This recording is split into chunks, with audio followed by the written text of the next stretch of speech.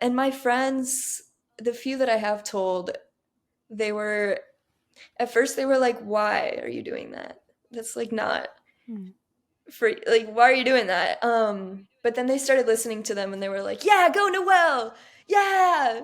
They were like really excited for me. So, Hmm. yeah, I'm grateful for that. Why do you think they were questioning why you would do it in the beginning? What was their hesitation? They know my stance on religion. I'm not a Christian, so they were just like, "Oh, huh, all right." Because they kind of agree with me in that Sure. worldview. Yeah. Yeah. So, Yeah. yep. But they're enjoying hearing you share your point of view and Hmm. speak clearly and articulate. How do you even say that word? You got Articulately. it. Yeah. Yeah. Yeah. Okay. And the way that you've interacted with people, even the old white men that have been on the podcast, Hmm. I'm proud of you too. Yay. You know, I've heard from a lot of my friends who are listening to the podcast or watching it. They're like, I mean, I just told you before we hit record, somebody that I'm interviewing tomorrow or talking with tomorrow, she watched your video and she's like, "Oh my gosh, she's precious." And I think I she love commented that. on the YouTube. Yeah, and she's not the Nice. only Oh. one. Hi, friend. Welcome back to the Finding Something Real podcast. This is your host, Janelle Wood. And if you are watching this episode, you may notice that things look a little different, maybe even a little messy as I'm recording this. And that's because my camera is broken. So this is what it really looks like. I am in a loft, under a loft. Up here, I have storage. This is where I used to record. And then in here is this whole little space that I record in. So you get a little sneak peek in today's episode. I have no guest or co host today. It's just me. And so I wanted to do things a little differently for this transitional episode. I'm really looking forward to officially introducing you next week to a young woman and friend of mine named Lizzie. And at the end of last week's episode, I was able to briefly introduce her when she came on and shared with me and Lindsay Medenwalt. Lizzie briefly said hi then. I'm really looking forward to sharing her story and her questions with you and dedicating a series of episodes to her, just like we've done with Noelle these past 2.5 months. But before we get to Lizzie's story, which we will share more of next week, I wanted to do just a little pause here because I can and reflect on some things. And yeah, it'll be kind of a raw episode. Normally, my voice even sounds a little raw right now. I don't know if you could hear that, but normally it doesn't look like this. Normally, I got all this stuff going on, people to talk to. And now it's just, the camera and me and a long, a long thing right here. I love doing this podcast. I love talking with young women who have faith questions and talking with guests who speak of answers found in Jesus Christ. I don't just love doing this podcast because of how it impacts my co host or for those of you listening. I think that's all wonderful, but I also love it because I personally receive a ton from having these conversations as well. It's really impacted my faith to be able to host these kind of conversations. My faith grows deeper the more that I dive into it. And over 10 episodes, this will be the 12th actually, over 10 episodes were dedicated to my niece and co-host Noelle. And while I loved the conversations about science, the resurrection, and the gospel, there was something that Noelle said that just kept coming back to me again and again. Something that she said, something along the lines of, "Why do Christians feel it's their job to tell people about Jesus?" Um, in fact, in our last episode that we recorded together for Patreon, and for those of you who aren't on Patreon, you can become a Patreon subscriber and listen to that episode if you'd like. Although I will just freely admit that that was the strangest recording I've ever done, because the dog was barking almost the entire time we were recording, and it's very annoying. So if you become a Patreon subscriber just to hear that episode, I apologize in advance for what the sound is and that and the quality there. But in that episode that Noelle and I recorded, she admitted that although she learned a lot about Christianity and about Jesus through this podcasting journey that she didn't know before, all of this podcasting, it felt like a lot, which, to be fair, it totally was. A little bit, yeah. And I think with the thing of Christianity being like the world's biggest religion and living in America as we're pretty Christian based, even though we're not really like established that way. It is a Christian country. And so I know about it. I've been introduced to it. It's not like I've never heard of it before. And I've made my decision. So then just to have people constantly still not believing me when I say that I've made that decision, it's like if I came up to you all the time and asked you, like, why don't you convert to Hinduism? And just like, I know you're a Christian, but I keep asking you. I keep asking you. It's just like a little much. So you felt, so, is it fair to say you felt a little annoyed by this process? No, because I am willing to do it. I'm willing to put myself in that position. And I knew going into it that that's what I was going to be doing. So don't feel annoyed. It's just kind of an experience that I've seen over and over in my life. Noelle had a lot of objections and questions about Christianity, and that generated a lot of subject matter. And just so you know, as a listener, I just want to be, transparent about this. Before a young woman joins me on the podcast, she fills out a survey. It's a pretty substantial application that helps me get to know her, but also explains what this process is going to look like. We meet privately over, either in person or over Zoom or whatever, to discuss her story and questions. And I go over the process with her one more time and answer any questions that she has. My assistant then sends over a final agreement to her so that she knows exactly what she's getting into. And I do all this because I've been doing this podcast now for almost 5 years. It'll be 5 years in September. We launched this format, I want to say about 4 years ago. And so there's been a lot of trial and error. And to be honest, we didn't always do it this way. And sometimes people were caught off guard. We do not want that to happen. I want people who come on this podcast to know what they're getting into and the conversations that we're going to be having, the kinds of conversations that we're going to be having. So the only episode that a co-host is actually expected to be here for is the very first one, the one where she shares her story and her questions. And I just try to just listen and hear her side of things. And then she is invited to any conversation that comes as a result of her questions. She knows that we're going to be reaching out to guests on her behalf, and she's always invited, but it's not an expectation. It's always an invitation, like, hey, if you want to come, we'd love to have you. And sometimes that works out with scheduling, sometimes it doesn't. But all the other episodes are optional for her. So something that really stood out to me from this time of co-hosting with Noelle is that she tried to make it to every single recording, which is pretty remarkable. Except for the one that we shared last week with Lindsay Medenwalt. And that was a transition episode that I didn't invite Noelle to until the day before.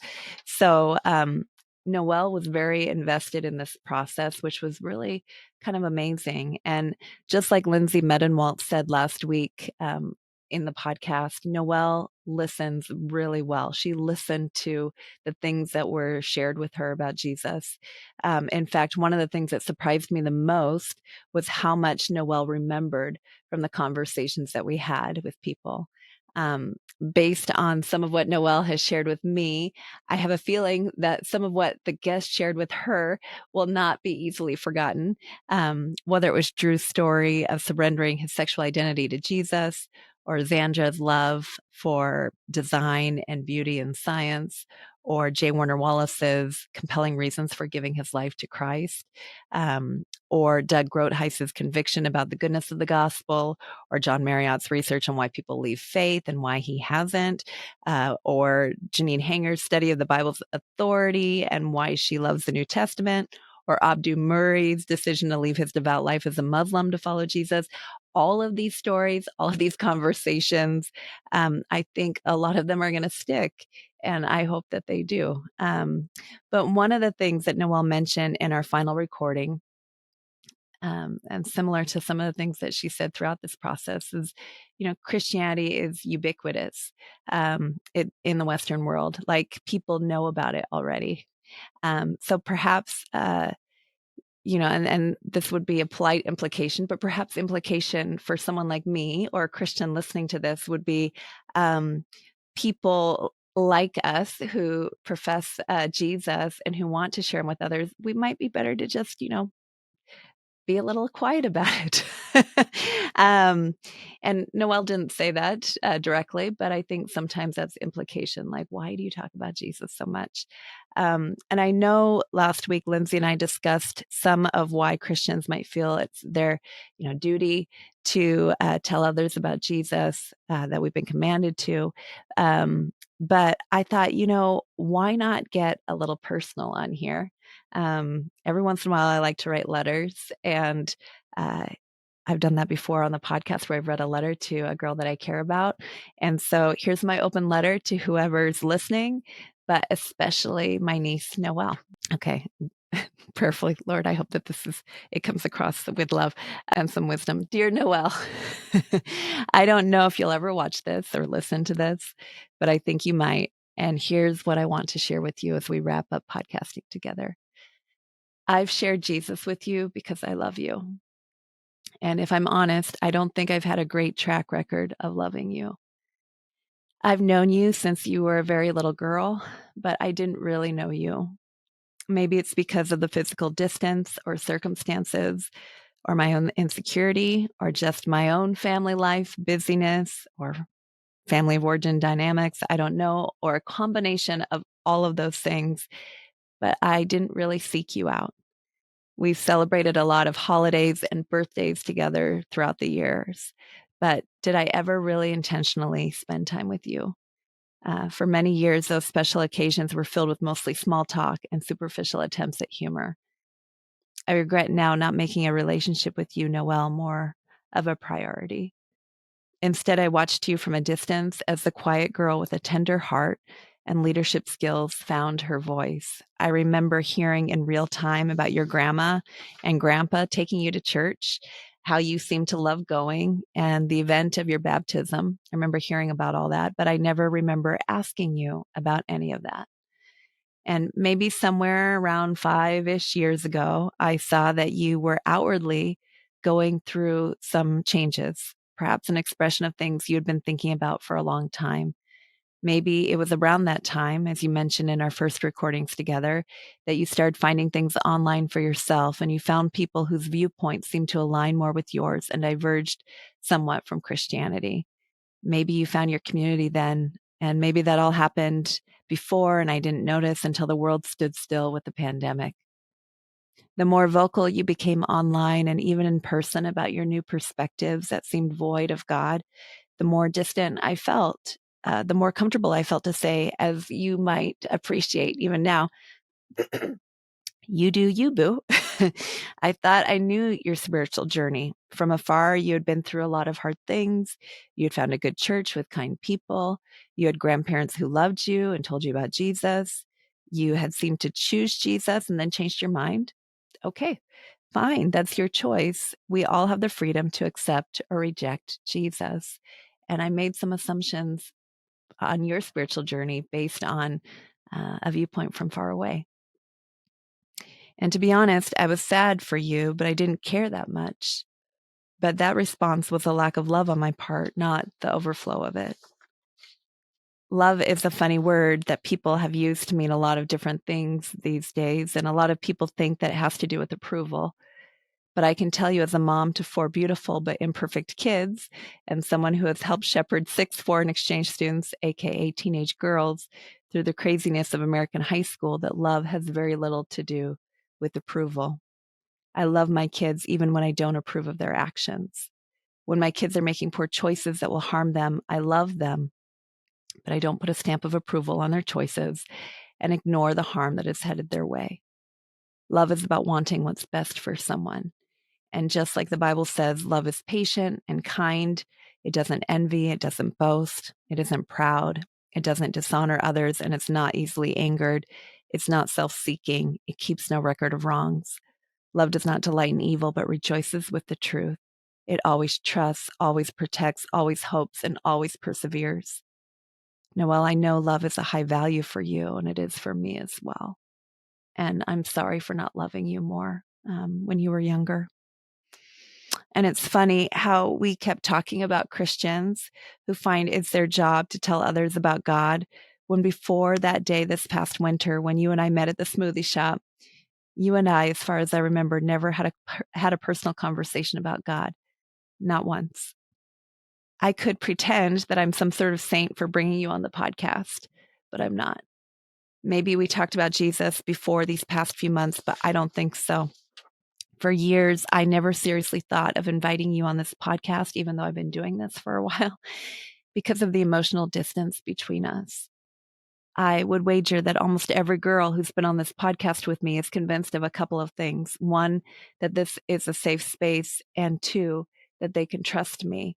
It seemed clear to me that you weren't into the church girl thing anymore, and how would I know if you could trust me? We didn't have a close relationship. How would I know? To invite you would feel like a risk. I cared about my own discomfort more than inviting you. This podcast isn't designed to be contentious or confrontational. It's for young women with faith questions and objections. I told you I'd love for you to represent your perspective, and I meant it. But this podcast is unashamedly an exploration of answers from a Christian worldview. It's about the people who love young women with questions and want to know how to relate to their loved ones' questions, and or maybe even secretly have some faith questions of their own. I love hearing from young women with different perspectives, and you're currently going to Western Washington University, a university that I visited for ministry-related purposes last spring, a university that feels like has some connections to finding something real. And I began to wonder, how could I not invite you? But it would be weird if you said no. But maybe I should. And I, to be honest, wrestled with whether to invite you for quite some time, because I didn't want to rock a relationship that already felt kind of surface level. And a lot of that was on me. But what was the worst that could happen? You could say no. And maybe it's awkward. I never really thought that you would say yes. And then you did. And you were so honest on here, Noelle. You kept showing up. And I got to know you on a different level than I ever had known you before. And I am so grateful for you sharing. And I get that you feel comfortable in your agnosticism and you are done currently hearing about this Jesus stuff. And I respect where you're at. And I do believe you're agnostic. I'm not going to force you to hear something you don't want to hear. But I wanted to just share a little bit of my heart, because how could I not share him with you, Noelle? I regret all the years I didn't talk to you about Jesus, or didn't have discussions with you, or didn't listen to you. I regret not sharing him before, not sharing him too much now. I've been the girl sitting in the proverbial back pew, someone who's not exactly sure where she's at with God. I've had my own questions and doubts. In fact, I remember a time when I was literally sitting in a back pew at a large, unfamiliar church because someone urged me to go, but I didn't want to be there. My attitude was kind of stinky. I was sinking into my chair, arms folded, eyes darting, looking to see if other people looked as messed up as me, hating that I was there, wishing I wasn't needy, wishing I didn't feel so confused about myself, life, and God, wishing I wasn't so messy, wishing life wasn't so painful, wishing I wasn't feeling so rejected by a good God who allegedly loved me. And that's an honest confession of someone who was in that place. And it's from a woman who now spends the majority of her time working on a podcast ministry where I talk with young women about their faith questions and whether they can find something real in relationship with Jesus Christ. Spoiler alert, I do it for the girl in the back pew because I've been there too. And while you have found comfort and happiness right now with your amazing friends and studies at school and your worldview, I hope you can understand why I do this. Jesus is everything to me. He is where restoration, eternity, authenticity, and love is found. And to not share him would be like finding a well of water in a dry desert and refusing to share that well with others dying of thirst. And I get that you don't feel thirsty right now, but someday you might. You know, I was recently in the Nashville area for a speakers conference, and bear with me here because I get a little wordy when I share my stories. But while I was there, I got to do some speaking and some portrait photography work. I got to connect with old friends and make some new ones. I had my own hotel room and some quiet mornings, and it was a fun trip. But my favorite things happened in the 24 hours before I arrived home. A new friend and I were exploring this old downtown part of Franklin, Tennessee. And if you think Christianity is everywhere here in the Pacific Northwest, are a lot of Christianese type culture things happening there in Franklin. There were a lot of churches, people wearing Christian clothing, and a lot of the shops had a real Hobby Lobby, Joanna Gaines kind of vibe. Um, Christian signage and verses everywhere, you know. And selfishly, I had wanted two things, just what I wanted. I wanted to find a bookstore and a really cute t-shirt. And we found this bookstore, my new friend and I, and it was adorable. And I found the Christian section, and it was robust as far as religious sections go. Side note, I was in Paris, France 5 years ago. I went to Shakespeare and Company, one of the most iconic historic bookstores in the world, and just across the street from the Notre Dame. It was just this real amazing experience. But the religious section, the spirituality section, it was almost non-existent. In fact, I found a couple of C.S. Lewis books, one of which I bought and felt guilty that I was buying because who would find a C.S. Lewis book later? I don't know. But that was about it at that store in Paris. And so to be in Tennessee and see shelves of books talking about God and finding something real in relationship with him, that was kind of exciting for a girl like me. And I started talking to an older man who lived there. He was a retired OB doctor, now involved with a local college, and he talked with me a little bit about his faith. And it was kind of inspiring. I believe, if I remember correctly, his name was Steve and his wife's name was Lisa. And after making some book selections and taking a little detour to read a prayer from a book that was on display, one that my close friend had contributed to, long story, but so cool. I made it to the front register with several books and a grin on my face because I was having a very happy moment. And I started talking with the cashier, a man probably in his 50s. And if I remember right, his name was Bob. And we start talking about God and God caring about the little things. And Bob said, I always feel weird talking to God about the little things. And I encouraged him, no, Jesus turned water into wine. That was his first miracle. He cares about the little things. He says that he cares about the number of hairs on your head, like he cares. And he said, it's weird because I always feel bad about that. But just before you came, this guy was looking for a book and I couldn't find it. And I shot up a prayer to heaven. And seconds later, I found the book. And he was all excited. And we started talking about the goodness of God and how he's so kind to do things like that. Sometimes he answers prayer like that. And I asked Bob about how he became a Christian. And he shared about church and his belief in God, but he didn't share about his salvation. So after talking for a bit, I asked Bob if I could just pray with him. And he said yes. I asked God for Bob to know him. And when I got done praying for this Bob, he looked at me with emotion and said he thought that was the very first time that anyone had ever prayed for him. Right there in Christian saturated Franklin, Tennessee. And a few minutes later, I was still beaming from the opportunity to share Jesus with this man who very eagerly wanted to hear about him.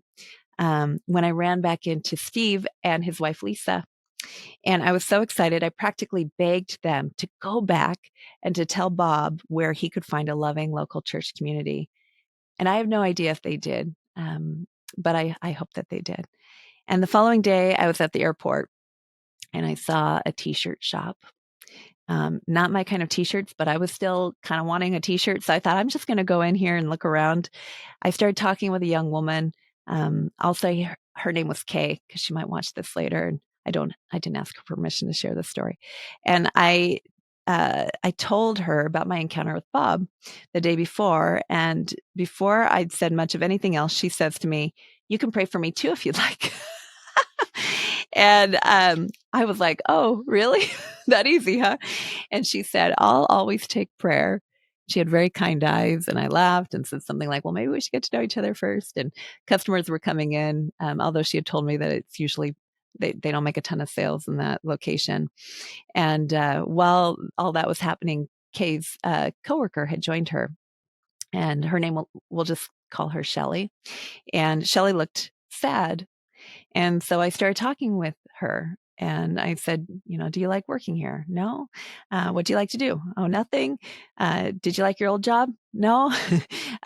"You don't have anything that you love and people annoy you all the time?" And I'm sure, Noelle, that I was probably one of those people that was annoying her in all of that. But very quickly became apparent that Shelley uh, is very sad. And I I noticed how sad she was, and about then when she told me about how her relative had recently been to a reader, and that reader had told her relative that Shelley, who hates blood, should be a phlebotomist. Something kind of erupted inside of me, Noelle. You see, I agreed with Shelley that we live in a spiritual world. In fact, the Bible says there are spiritual and demonic forces, and the thief comes only to steal, kill, and destroy. I think we talked about some of that with Doug Grote-Heiss. Clearly, there was a spirit of despair wanting dominion over Shelley's life. But Jesus said he came to bring life and life to the full. So I started sharing the gospel with these young women. And Kay nodded along and even got excited a few times. And I was like, "Oh, you're a believer too." I could tell. And I talked about how a good God made a good world and created people on purpose for purpose. How none of us have the same fingerprint. They've never found two people with the same fingerprint ever. Um, about how God loves people and how people chose to go their own way apart from God, and how our pride separates us from him. And that's a separation that we cannot overcome. But how God in his mercy and love entered into our world, becoming flesh and living a perfect life that we couldn't live, paying a price we couldn't pay to have a right relationship with God. And because of what Jesus did on the cross and how he overcame death by rising again, we can say yes to the yes that Jesus has already spoken over us. We can say, "Yes, Jesus, I need you. Yes, Jesus, I want you." And then I prayed with these young women, with Kay and Shelley, and it was powerful. And after we prayed, I asked Shelley if she had someone she could talk with about these things. Kay had been nodding along to the stuff that I had shared, obviously a believer. And when I asked Shelley if Kay had talked with her about Jesus, she said no. And Kay offered, "I just don't want to push religion on anyone." And I went over to her and I said, "This is for you." It's not pushing to share about your best friend. And when you're passionate about something or someone, you can't help but share that something with others, especially others that you care about. You see, it's not hard to talk about something or someone that you love, and you can just ask all the Swifties that you know right now out there. I told Shelley that the hope I have is real. And if she wants to read more and find out more about Jesus, to start reading about him, to maybe start in the book of John in the Bible, I think you got similar advice, Noelle, from Janine Hanger. And on the plane home, I sat next to a fellow anxious flyer in the back of the plane. It takes one to know one. And she confessed that she may have to hold my hand if we hit turbulence. And then the pilot got on the intercom and said we'd be flying into extreme winds and to expect a bumpy ride. Good times. And at one point, this woman gripped my hand and pressed my fake diamond. This ring finger has my fake diamond. The real one's over here. But anyway, she was grabbing this one, and she pressed my fake diamond into my finger so tight, I thought she was going to draw blood. But every time I would mention, while we were sitting there together in this few hours flight, every time I would mention the hope I have in Jesus, um, and I did mention him a few times, she would kind of shut down the conversation. And that was okay because we all have the freedom to choose. But when the turbulence came, all I had to offer her was the very thing she didn't seem interested in. At one point, I prayed for her out loud, put my arm around her, because the bumpy flight was causing her so much turmoil. She would have loved for me to be sitting there with another name on my lips or another reason why I had hope. But Noelle, I will not apologize or hide where my source of strength comes from. It's not from some inner self work, therapeutic techniques, an amazing friend group, or my own accomplishments. All those things are great, but they fail. They're temporary. My strength comes from the hope I have from surrendering to Jesus Christ. You may think you'll just be worm food one day, and I know we talked a little bit about that in our final episode together. And for someone who lives a decent life now, that may be comforting in some ways. But for the starving mother, the impoverished child, the man suffering with illness, or the person for whom life has been exceedingly cruel, the hope of wrongs being made right, for a good God having the final say, for a wounded Savior who welcomes them in with loving arms, that hope brings tremendous meaning and joy. It's good news for everyone. This may seem off topic, but I was recently struck by some of Christopher Hitchens' final words.